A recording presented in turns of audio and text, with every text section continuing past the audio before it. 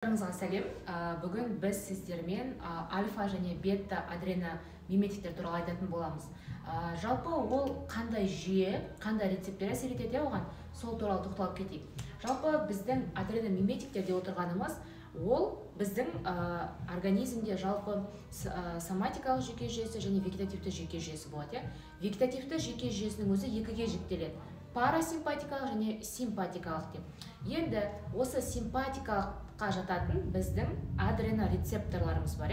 Адренорецепторлардың өзі 5-ке жіктесек болады: альфа 1, альфа 2, бета 1, бета 2, бета 3 деп жалпы 5 рецепторын бөле аламыз. Осы адренорецепторлар деп отырғанымыз, бұл миметиктер дегеніміз жалпы қоздырушы немесе жаңағыдай белсендіруші деген мағынада қолданылады.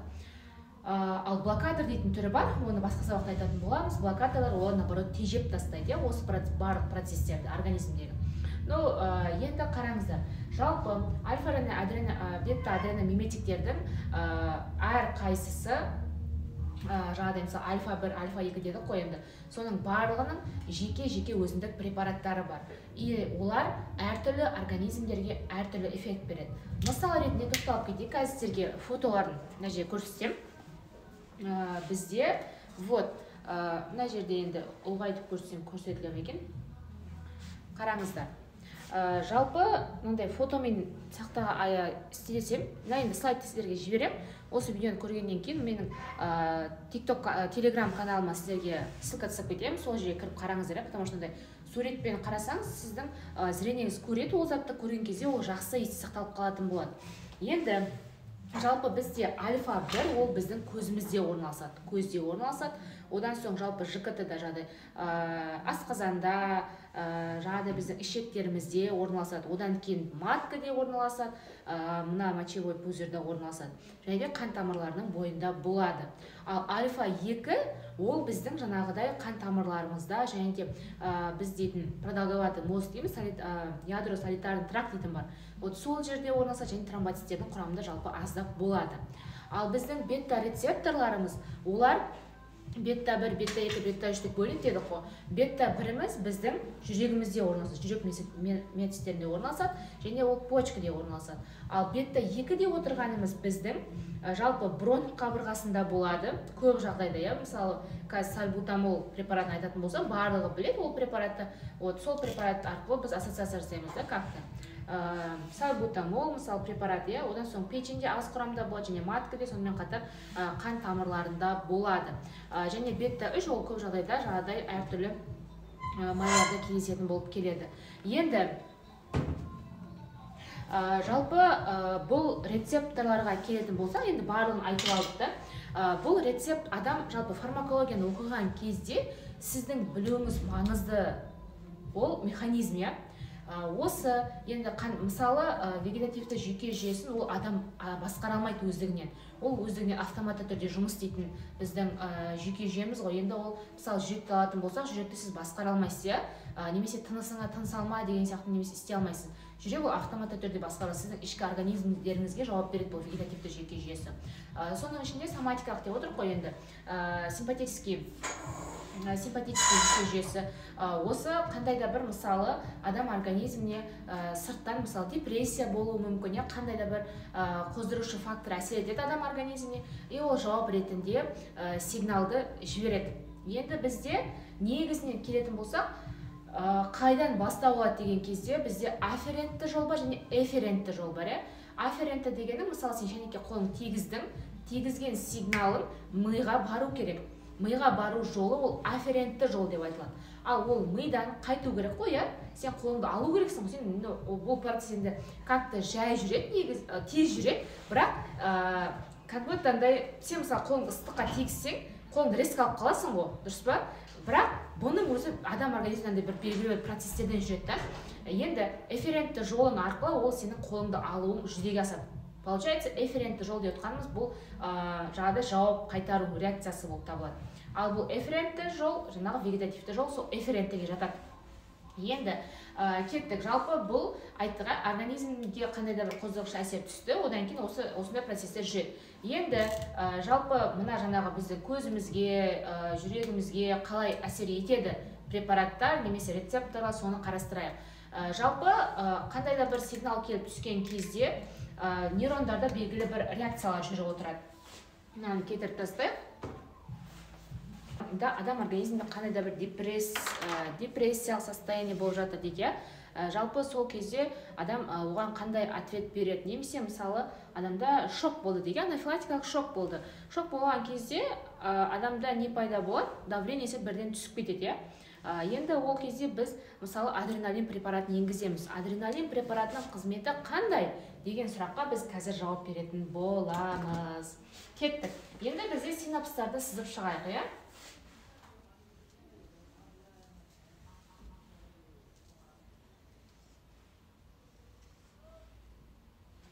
қатты жақындап кетті.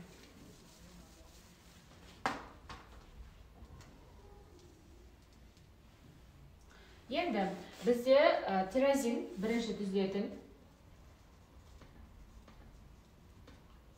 Мынау енді веналық кеңею деп айтылады. Мына жерде общий веналық кеңеюдің ішінде жүріп жатқан процесс. Қазақша аударғанда солай аударған.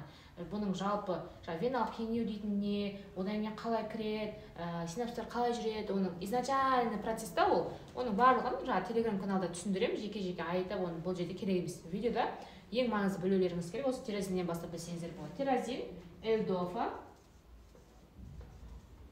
дофамин.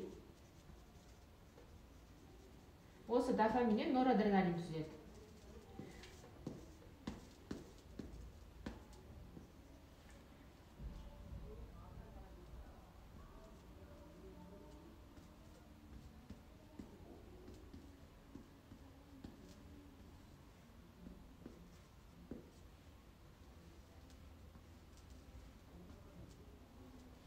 Қараңыздар, жалпы бізде осы синапс бар, синапста бірінші тирозин түзіледі, тирозиннен кейін L-дофа түзіледі, L-дофадан дофамин, дофаминнен норадреналин түзіледі.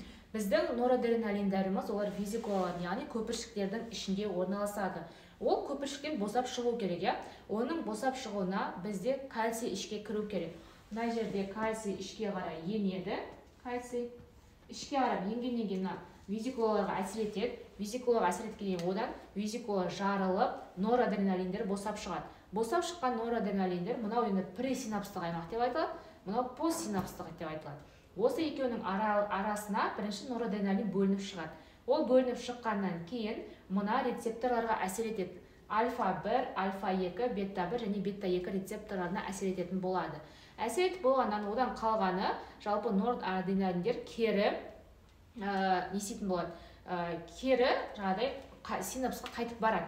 Енді оған не әсер етеді кері қайтып барады? Мысалы, 80% норадреналиніміз біздің моноаминооксидаза ферменті арқылы қайта сіңіріледі. 80%.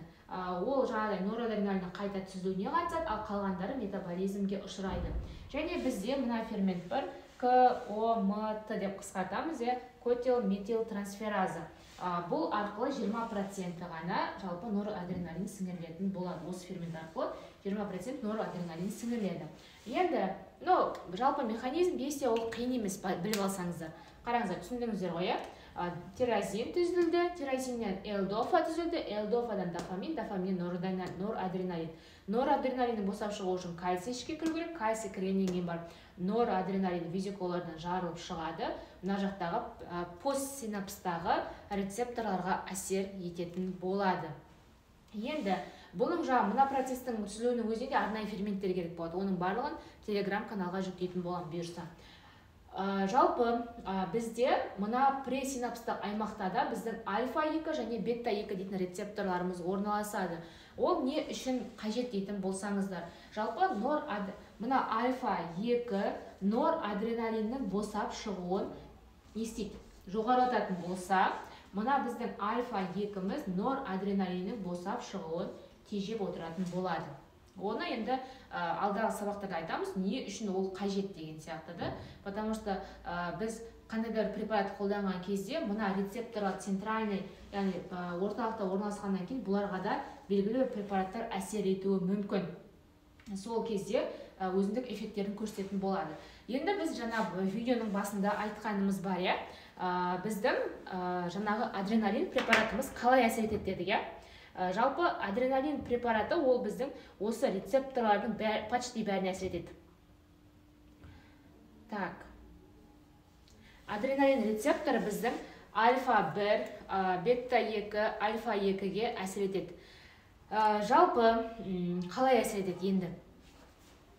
Біз айттық, анафилактикалық шоктың ең басты бір белгісі адамның мына артериалды қан қысымы түсіп кетеді.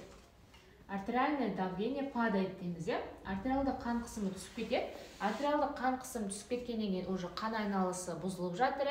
Одан кейін адам белгілі бір состояниеде уже шок, яғни обморокқа без сознания болуы мүмкін. Енді ол адамды сол состояниеден шығару үшін біз ең басты істеуіміз қажет, артериалды қан қысымын көтеруіміз керек болады. Артериалды қан қысымды көтеру үшін біз адреналинді енгіземіз. Адреналинді енгізген кезде оны бірінші 0,5-ін бұлшықеттен енгіземіз, мысалы санға енгіземіз, одан 0,5-ін жалпы тамырдан жіберетін боламыз. Енді оның механизмі бұл қан тамырларына әсер ететін рецепторлар қайда орналасады изначально айттық қой, мысалы альфа-1-іміз қан тамырларының бойында, альфа-2 тоже қан тамырларында болады, және біздің бета-2-де жалпы қан тамырларының бойында болады. Енді ол қан тамырларының бойында болғаннан кейін жалпы артериалды қан қысым неге түсіп кетті? Потому что қан тамырлары кеңейіп кетті. Қан тамырлары кеңейіп кетті де, соның салдарынан қан қысым түсті ғой. Енді бізге қажет бұл адреналин енгізген кезде олар қан тамырына барып түседі. Қан тамырына барғаннан кейін ол қан тамырларын суживает, яғни тарылтады. Қан тамыры тарылғаннан кейін біздің артериалды қан қысымыз бірден көтерілетін болады. Вот көтерілуі уже біздің жаңағыдай адамды шоктан алып шығуға өте жақсы әсерін көрсетеді.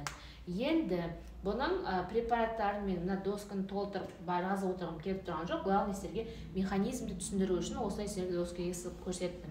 Ал дальше мысалы қандай препарат қайсыған жатады дейтін болсаңыздар, оны дальше жаңағы біздің телеграм каналға салам. Сол жерден көре аласыздар. Енді жиі қолданатындардың ішіне айтуға болады. Бізде альфа-2 препараты бар. Альфа-2 препаратына ол біздегі жаңағы нафазолин, нафтизин күнделікті қолданатын, әртүрлі спрейларды жалпы альфа-2 рецепторларына әсер ететін препараттар. Ал одан кейін сол препараттар жатады. Бета-1 және бета-2 ынталандыратын препараттарға бізде ол бета-1 мысалы препараттарына бізде табутамин жатады, бета-2-ге жаңағы біздің салбутамол, форматерол, вентанил дейтін жалпы жағдай адамның тыныс жолдарына, бронхтарға әсер ететін препараттарды жатқызамыз. Бұл препараттар жалпы бронхоспазмды басып береді, яғни адамда одышка болуы мүмкін, қобы болуы мүмкін, қандай да бір процестер болуы мүмкін. Ол адамда сол кезде бұл препараттар жағдай адамның дыханиясын жалпы ашуға, бронхоспазмды төмендетуге жақсы көмектесетін препараттар болып табылады. Енді дальше не істегіңіз келсе, бұл туралы ақпаратты жақсырақ білгіңіз келсе, мен астына ссылка жасап кетемін телеграм каналыма, сол жақтан көре аласыздар. Сіздерге пайдалы болды деп ойлаймын. Егер пайдалы болған болса, достарыңызбен таратып, маған тіркеліп, қолдау білдіріп, комментарий жазып кетсеңіздер, келесі қандай фармакологиялық видео